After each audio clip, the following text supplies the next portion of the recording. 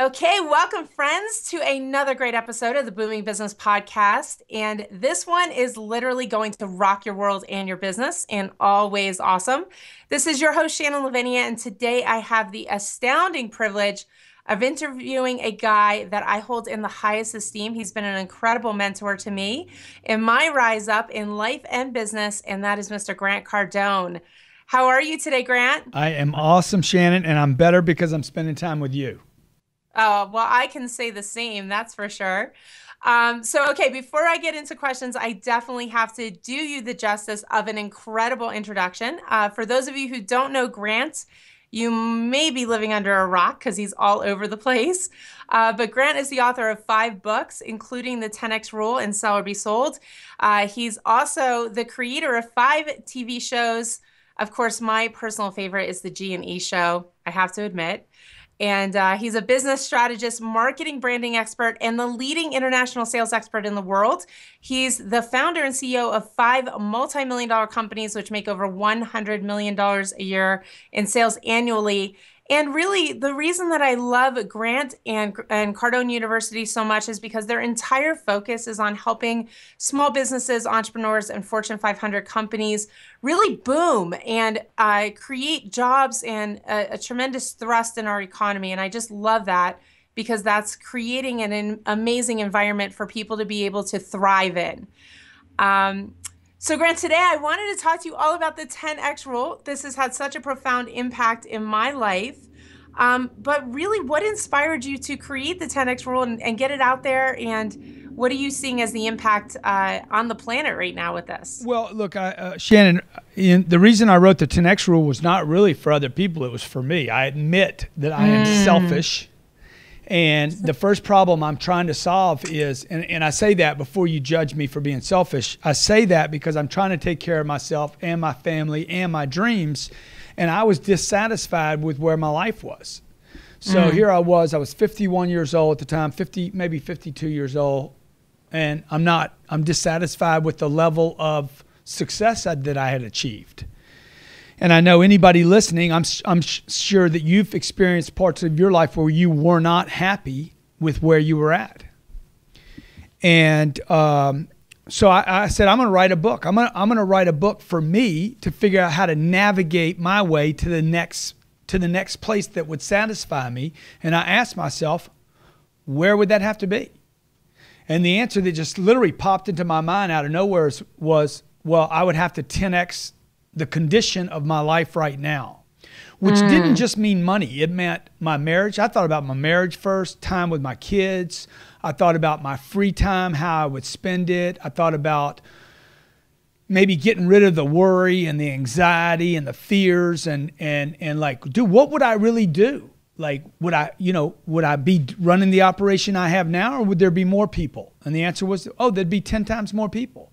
I'd have a bigger call center. I'd have 10 times more customers. I'd have 10 times more money. I'd have 10 times more exposure in the marketplace. I wouldn't have an occasional visit at Fox News. I would have a TV show on every day. And this is what like literally opened up all my thinking. It was almost like something was lifted off of me and started making what I've created in the last 5 or 6 years a possibility. To know more people, to be helping more people, to be attached to more businesses, bigger names. So the answer to the question was, I got sick and tired of being averaged. You know, it wasn't that I was sick and tired of being sick and tired. I was sick and tired of just that much success and wanted to have the experience of having monster success. Yeah, there's a lot of people in the world that are in that position. And I don't think there's really anybody who couldn't look in the mirror right now and say, I am capable of more. Yeah. Right. So, and it's how do you get that? And, I met you at a very interesting time in my life, and it was a very interesting time in your life too, back in 2008, when the economy was down. You were very big in automotive sales. We all know what happened to that industry. Just in case people don't know, though, it went from 16,000 units a year to 9,000. It was almost cut in half. So yeah, it was an industry that I depended on at the time, that I'd built my business around, it was a mistake because I was too dependent upon one vertical, and that vertical, when it got cut in half, it means I got cut in half. Oh, it's such we're going to go off on a tangent here that I wasn't planning on, but this is such an important point, what you talk about, because I was in the same situation. My entire income was based on one income source. And then I leveraged into real estate, right? So it was just a disaster. Yeah. Now, coming out on the other side of it, there's a lot of people out there that really have gone into like this affect state of the economy. And now, especially with the presidential election, right? I just put a quote out there today that said, who am I voting for? Me, because I'm the sure bet, right? And, the president isn't going to save us, but really what is that self-reliance and that self-confidence. And you came out of that so quickly. You wrote 5 books, 5 TV shows. You're all over social media. What advice do you have for people to turn that around if they are in that point of, apathy or even just confused about how they can get out of the rut? Well, first, I think, you have to get dissatisfied with it, and this is good point. You have to get sick. And the problem is I was just doing a show today with my wife on the G&E show, your favorite show. I love Elena. Yeah, oh my she's God. awesome. You guys are so much fun together. Yeah. And the haters, this show is about haters. And I said, look, the haters aren't the problems. It's the naysayers that are the biggest problem. It's the people that tell you can't, you shouldn't, it's going to be too hard, you don't need to. Look, average is an epidemic on this planet. It is like people have more excuses than they have sense. And they're like, I don't need to do that. Your life is fine. Play golf 3 times a week and everything's going to be fine. Look, we're in the midst of this thing happening again. I mean, Americans forget, we have such short memories. This is happening again right now where families are being literally decimated. 76% of Americans are living paycheck to paycheck. 40 million people are on food stamps. 50 million people are at the poverty line. And people are talking about who they're going to vote for president or they're not going to vote or whatever. Dude, none of that matters. You guys got to understand, you have been talked into, Americans particularly, have been talked into you're better off because you live in America. It's not true. Just because you have water, food on a plate, a roof over your head, and your kids are going to school does not mean you are free. So people first have to become extremely dissatisfied with their present condition in order to go to the next place to reach your potential. And until you understand that, people probably aren't going to change.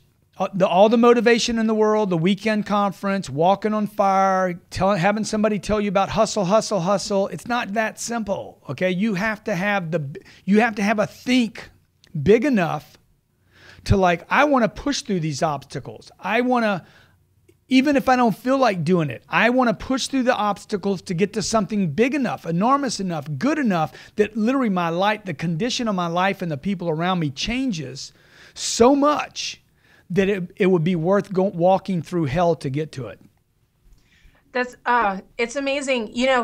I've always had that mentality in my life. I grew up an orphan. I left home when I was very young.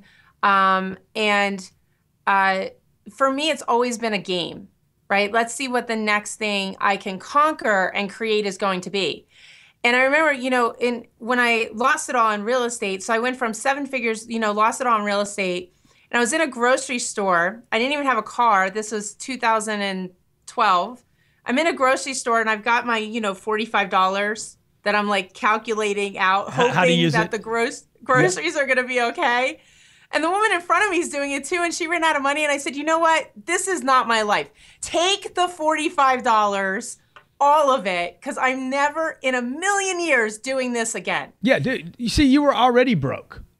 Oh. I know so many people. Like, we had a guy call me yesterday. He's like, "Look, I'm down to my last $1,500. Your online university is $1,000. Should I do it?" I'm like, "Bro, you're already broke." Yeah. Like, you're not going to be broke when you're at 0. This is what Americans and people all around the world need to be told. You're broke. Most of this planet is broke. You're broke financially. Well, people are broke emotionally. They're broke mentally. They've quit. They've left the game. They're complaining. They have more excuses than they have solutions. Look, when I was 25 years old, what turned my whole life around? And I'm probably getting ahead of you a little bit, but I was broke. I wasn't broke financially. I was broke in every way. That's when you're broke. When you're broke completely. And it was when I was broke completely, financially, spiritually, physically, emotionally, mentally. Dude, I mean, I'm talking, I was wiped out, bankrupt. Not having money is not a problem. It's when you've given up on everything else.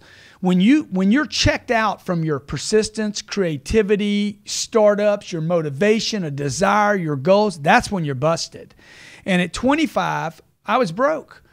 But I'm gonna it's an interesting phenomenon because when I was 50, I had money. I was actually more broke at 50 than I was when I was 25.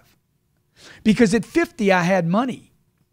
At 25, I had nothing, and I knew it. I said, oh, man, I'm really in trouble. At 50, I'm like, I got money, but I didn't have a wife, didn't have my kids yet, okay? No. At 45 was when I was really busted because I didn't have Elena, didn't have the kids, didn't have real purpose, hadn't hit on what I was supposed to really be doing. Yet I was a bit deluded, hypnotic, under a spell that my life was better than other people's, so I didn't need to make a change. When you can do that, when you're in that Whole Foods line and you're like, here, dude, this isn't my $45 isn't the issue. It's that I'm sick and tired of being where I'm at, and I'm going for broke now, for the big party, broke. Yeah, that was it. I just said, this is not me. Like somehow I got written into this movie, and I'm writing my way out of it. Yeah.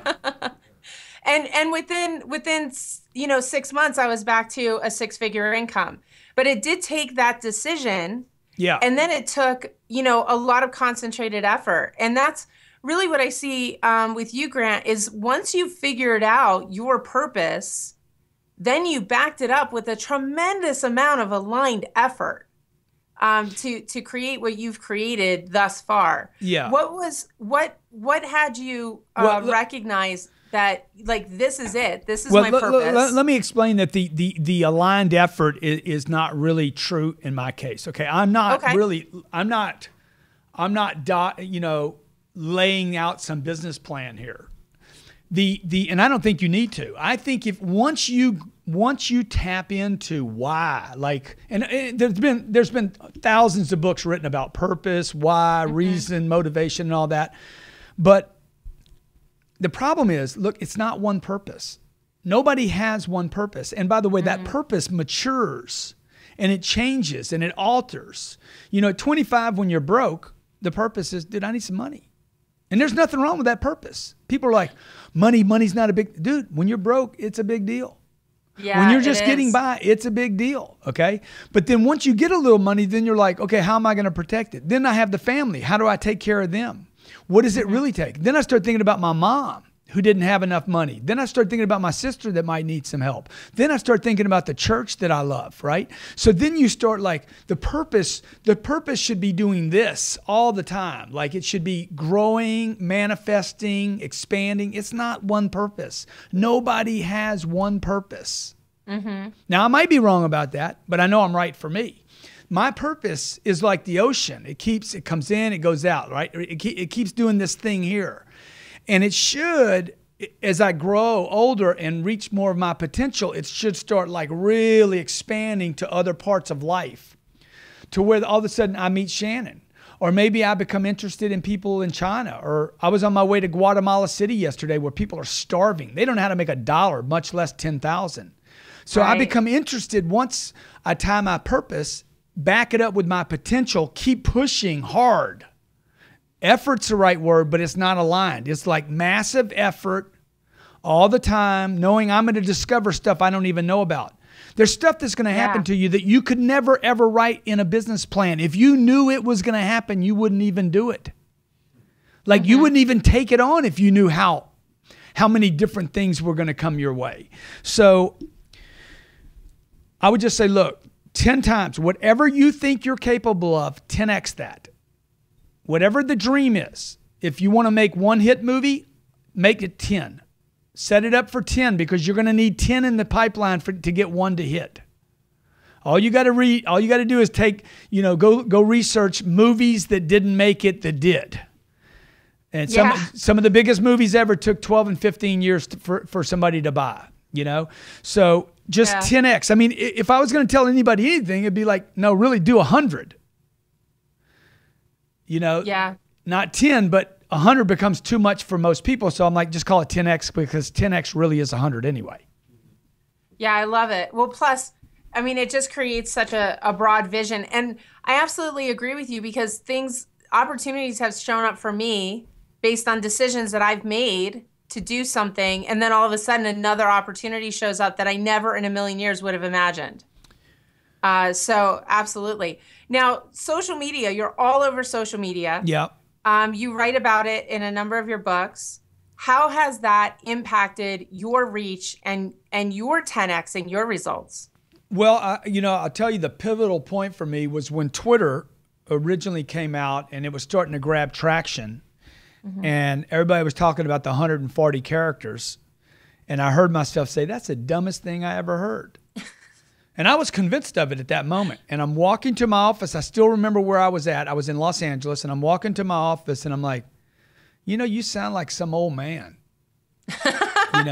You sound like a dumb, occluded, ignorant person. Because I really didn't. First of all, I'm writing a book right now. Writing a book is a very difficult thing to do. And the fact that somebody had given me something called Twitter that's free, I can use it as much as I want, and I'm limited to 140 characters. I don't actually have to write a lot. Yeah. It's free. Nobody will tell me what to write, what not to write, and it's a little tiny bit, dude. It's like, and I'm walking to my office. I'm like, you know what? Maybe the fact that I'm saying this is stupid, it's a good thing. And when I dropped into it, when I changed my mind that quick, then I just started beating Twitter up. And Twitter was the first thing. Then we got a Facebook page, and then now we're using Instagram. I actually 58 years old, and I'm using Snapchat every day. I'm probably one of the top 10 or 15 people using Snapchat today to an audience that's 16 and 17 and 18 years old. It is an unbelievable today. I'm like, this was a gift from God, man. This was what I was asking for. I want to be known by the whole planet, and now I was given social media. Well, and how easy it's made it, because back in the old days when I first started in sales, and first of all, it blows my mind that you're 58. It literally blows my mind. I can't even contemplate it. Me either. When I started in my business, I was doing hotel meetings and putting flyers on cars and doing newspaper ads. And this was how you got the word out. Right now, it's like we can be on Twitter. You can schedule it and meet Edgar. I mean, there's a gazillion things you can do. It is so much easier to get your message out. Dude, I was walking into this meeting and Jack Welch from GE, the world-renowned Jack Welch, reached out to me on LinkedIn and said, I want to connect with you. So 15 years ago, I was doing seminars from city to city to city. Oh, yeah. We were flying planes every other day in a different city. Yeah. And it was brutal. It's no way to have a life. It's no way to have a family. It's no way to enjoy kids. And today, I'm spending 3 months to market a seminar 15 years ago that would have 200 or 300 people in it. Today we do a stream, and I did a stream on Facebook today. It had 107,000 people viewed the stream on my lunch break. Isn't that amazing? It's a gift. What a transformation. Social media is literally a gift from God. It is. Okay, so you're a dad. You've got 2 beautiful girls. You're a husband as well. And one of the statements that you've made is something that I keep actually over my desk. It's very, very motivating to me, keeps me inspired during those moments when, you might hit an obstacle or I'm on the phone with a corporate client or something, but it's success is your duty, obligation, responsibility. Talk about that. It is my mantra. It's probably my favorite quote that I've done, that success is my duty. It's not, I remember somebody said to me, I guess I was 45, 46 years old. I was living in La Jolla, California at the time. I want the sticker, though, is what I want. And I was living in La Jolla, California at the time. And somebody said, man, you got 3 businesses. I just bought 2 of my first real estate deals. And you know, why do you keep working? And I'm like, dude, success is my duty, man. And to me, it's like a military operation. You don't, this is what America should have learned. We went to Iraq, we grabbed it, and then we lost it. And that's what happens with success. Success is a military operation. There's a little bumper sticker that I have on one of my cars. Success is my duty. And it's like success is something you get, and now you need to keep it. And the only way to keep it is to fortify the city. Okay. It's why rich people tend to be conservatives, because they now have something to protect. Conserve means to protect. And I want to protect my success. And the best way to fortify my success is to get more of it, not to get less of it. And if you study history, you'll find out England at one time, a couple thousand years ago, they basically ran this planet. Now they're a little island this big. The Persians, 3,000 years ago, literally controlled planet Earth, but something happened. So you got to keep working at this thing. For me, there's no such thing as, okay, now I'm going to rest on my laurels. Every time I've become satisfied in my career, which is now 32 years in business for myself, 32 years, every single time I became satisfied, I got spanked. Every time I backed, said, okay, I can rest. So true. I put it on cruise control. I'm like, I have my cars. I never put them on cruise control. I would never, ever use cruise control in a car. So I don't go on a cruise control. I don't go on coasting, because I know what's going to happen. And so I just live by this motto: success is my duty. Success is not something I did, but something I'm doing. Because if somebody's talking about how they were successful, that's what you did yesterday, dude. That's not success. That's an accomplishment. Success is something you're achieving, success. I'm doing something successful. And so it's something I'm going toward. It's energy. It pulls me. It literally should pull me forward. And it has energy, and it has purpose, and it's just a beautiful thing. Well, and that's life and momentum, right? That's the vitality of actually living. If you're just sitting there saying, oh, look at what I've accomplished, then all of your attention's in the past, not in the future. And we've seen it a gazillion times, people who retire and that's it, right? That's like death. It's over. And I think in what you're doing and what so many other people are striving to do to expand their reach and to expand their influence out in the world, when I look at you, Grant, I don't just see what you've accomplished physically with your books and everything, but really the entire expansive inspiration and motivation you've created on the planet to inspire people to do more. There's Caleb Maddox and David Lee Jensen and Mandy Author and all, just these people that have risen up, and you can see that there's a spark there where they were inspired and moved by you. I can speak for myself, really your training and being connected to you has inspired me to achieve more and accomplish more in my own life. So there is no, really stopping that. Success is your duty. What that's translated into is being able to move people into a higher level of success and what they're accomplishing now. Yeah. Right? So it's that butterfly effect that you've been the source of. Yeah, and that's my duty. You see, your success is also my duty. I'm taking responsibility for more than just my success, right? So I write an article this week on LinkedIn about, hey, I think that we're in the midst of a massive recession. I don't have any product to sell by saying that. There's no product to sell. I'm trying to tell people, look, this is happening right now. The economists, the government, politicians, they don't talk about recessions until they've already happened. Too late. True. Dude, I'm trying to tell you, there's a car wreck about to take place in front of you. If you avoid the car wreck, then I did something for you.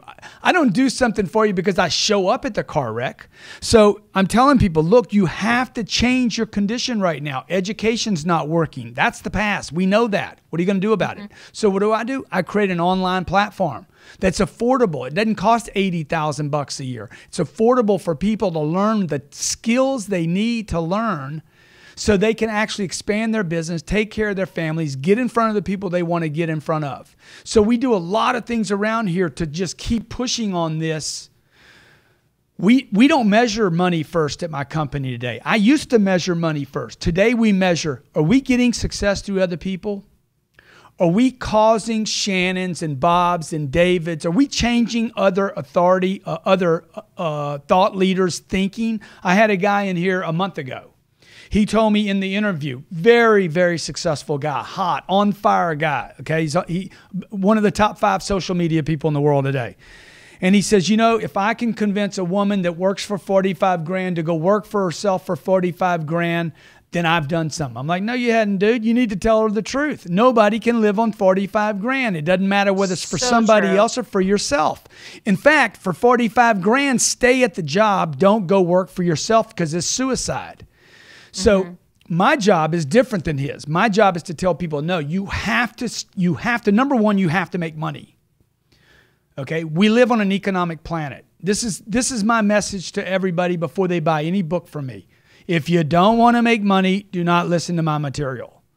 If you don't think money's necessary, do not even spend a dime on my material. I am about getting people's financial condition right so that you can take care of your kids, so you can take care of your family, so you can take care of your church, so you can take care of mom, dad, the community, or so you can go out and buy a big fancy car and a plane if you want to, or better yet, you can do all that and more. Because the middle class is a myth. Okay, just enough money that we've all been taught, oh, just enough money's good enough, is a myth. These things are not workable today. And so, you know, I'm just extremely passionate, not about helping people to sell first. Dude, you got to get your money right. Because if you don't have your money right, the motivational thing you did this weekend will not matter. You can hustle till you're freaking dead, and it won't matter if you're not paid. It's not just about hustle, okay? And so like that experience you had about the $45 at the Whole Foods, you had that moment where you're like, see, that was the moment. I got to get my money right because $45 is not my problem. $45,000 is not anybody's problem, okay? All these people, I'm sorry to go on so long here, but all these people that are like, a guy called me the other day, I got $120,000 worth of college debt. What do I do? Dude, don't worry about it. That's not your problem. Shannon, take it away, buddy. I'm sorry. No, are you kidding? I'm hanging on every word here. It's so true. You know what? There's a quote in here I want to read because I always talk about this. I'm like, you know, it's not about, you know, people get caught into social media and stuff and they're trying to get a ton of followers. And yes, that matters, but really it's not the followers that matters. It's the customers that matter. So it's, what are you able to sell today? And in my business, that's exactly what I work on. So my entire business model is on streamlining people's business to increase revenue. So I guarantee they'll make more money when they're done with me. But there's a quote in here about the money. You know, people have this idea that there's some type of limited quantity of money on the planet. And if I have more, then so-and-so has less. Yeah. And that has never been the case for me. You know, I grew up super poor and I've always wondered how do you choose to live like this? When I was in the grocery store counting out dollars, I was like, this is hell. Yeah. I don't even want to think about what my bill is. I just want to go in the store and buy what I want. Yeah, exactly. Right? Like who wants to worry about money all the time? Dude, I want to worry about living. Exactly. I want to worry about living. You know, I've got I homeschool my daughter. So to work around that with my business, I have 2 part-time nannies. Yeah. You know, when I was making the decision to homeschool, it wasn't about dollars and cents. It was about what's going to be the best for my daughter and my family, and how can I work this into our life. That's financial freedom. At that moment, you for you to grow your business and get the best thing for your kids, you got to pay for the nannies. Seriously. You know? Yeah, and travel. I'm all over the place. I've seen you probably in I've never seen you where you live, and you've never seen me where I live, but we see each other all over the place. And so to be able to do that, you have to be. Dude, you need money. You need money every day, every Right. day of the year. People are reminded about money, and nobody's talking about it. In fact, your mommy and daddy told you not to talk about it. The schools don't teach you about it, okay? I did economics and accounting in college. There's no courses on money. There's not one course on cash flow. Most businesses fail because they can't cash flow. Great businesses, unbelievable businesses, okay? Netflix actually has a problem with cash flow. So these are unbelievable companies with super intelligent people. For instance, the old saying is, hey, my company is good as, I need smart people around me. I don't need smart people around me, okay? That's not what I need. That's not even true. I know the banks went under in 2009, and they're freaking filled with intelligent people. Wall Street made unbelievable mistakes in 2008 and 2009. Brilliant people, some of the smartest people on the planet running the system. So look, you need action. You need tremendous think and tremendous actions. And if you got anything screwed up here, okay, people like, you trying to brainwash people. Yeah, dude, I'm trying to freaking brainwash people because you've already been brainwashed. If you're having financial problems, it's because you've freaking been given the wrong data about money. So true. Shannon, And I could give you $10 billion today, and it would not affect this planet financially. Right. Because the money's printed. So how could there be a shortage of it? Yeah, there is none. And that ignorance is that's what's created that poverty mentality. We don't learn about it in elementary school and high school and college. I graduated college, my degree was $80,000. I worked 3 jobs to put myself through college. I graduated and I didn't even know how to balance a checkbook. Exactly. Right? So $1.3 trillion of debt. $1.3 trillion in college debt, and nobody's learning anything. No, they're working at Starbucks. Yeah. Right? Starbucks is happy because they've got some of the most well-educated baristas on the planet. So, okay, let's talk about Cardone University. I'm a huge advocate of it. It is some of the most effective, profound, applicable education I think anybody can get. People are always asking me about a college fund for my daughter, and I'm like, literally, it would be one of the worst things for me if my daughter decided to go to college, if it wasn't for something like becoming a doctor. Yeah. Right? A skill. I would rather her go through Cardone University. So talk about Cardone University. What is it? Why would somebody want to be a part of it? Look, Cardone University was created because I was sitting here bad-mouthing colleges one day, and I'm like, I can't just be the critic without coming up with a solution. And I was at Fort Benning talking to the military maybe, 8 months ago. And I'm hearing all these guys saying, hey, you guys that are coming, they're being transitioned. Troops are being transitioned back into civilian life. And they're like, if you need to go back and spend 2 years to get a skill. And I'm like, that's the dumbest thing I ever heard in my life, dude. You coming out of college, you got 2 kids, you got a wife, you're moving back to Greensville, South Carolina. Why would I want to go to college now? I need money. Yeah. And I'm like, wait a minute, man. I need to create a university where people can, wherever they are in the world, I don't care if you live in Mexico, Hong Kong, wherever, okay, you can grab your phone and say, hey, how can I make money? How can you make money? You sell something. That's how you make money. Sales and revenue are exactly the same thing on a financial statement. So we create a platform. I searched high and low for the best way to deliver content online. You don't have to go to a school. You don't have to go to a conference. You don't have to go to a hotel. You don't have to get on a plane. You can literally open up your computer, open up a tablet, open up a computer. Everybody's got one. You can log in. It's affordable for everybody. And you can say, hey, what would I do in this situation? Whether it's cold calling, follow-up, sales call, road to the sale, handling objections. And I know there's a lot of people out there probably that watch your deal like, well, I'm not a salesperson. Well, that's the first thing that needs to be corrected because you don't have a company if you don't have sales. Well, and if you've been on a date or you're married, you've definitely sold something. Or if you don't have the life you want, you definitely didn't sell something. Seriously. Seriously.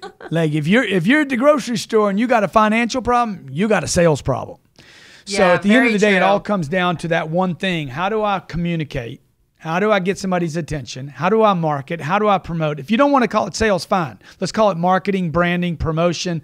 Let's call it social media and Facebook. Most people aren't making any money with social media because they don't have any products.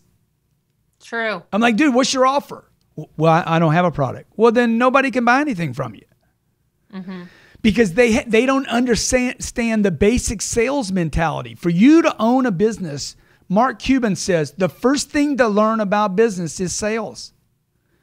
Period. That's what the billionaire Mark Cuban says. The number one thing you must learn about business is sales.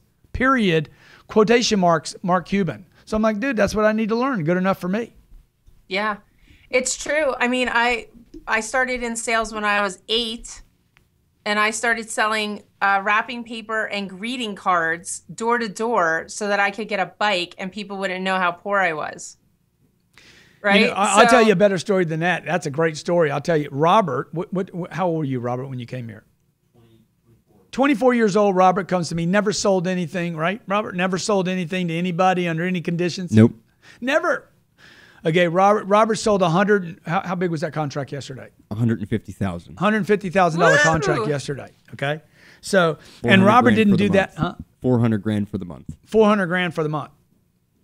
Dude, the only training he's ever gotten is around me. I can teach anybody. And Robert is more of a wouldn't you call yourself what? I'm an artist, like artist. An creative artist, type, man. You know, he's a video guy. He's a video genius guy. Right? He's a bohemian surfer, man. Dude, what's up? Dude, look, everything's about sales. Companies die because they can't sell their product. You know? So companies die. You can't, you guys and gals out there that want to hire great people, that's a sales job. That's not a recruiting job. Very true. Very true. I love this. And that is the basis of success is your duty, obligation, responsibility. That's the skill. That's how you actually take that forward. Dude, I hate sales. I'll tell you right now. I don't even, no, most people don't like this. I hate sales. I love sales. I hate it. I love it. Oh, I hate it. Oh, the communication. I mean, just being able to talk to anybody about anything. I love it. I hated it until I got good at it. Yeah. You know? Wow.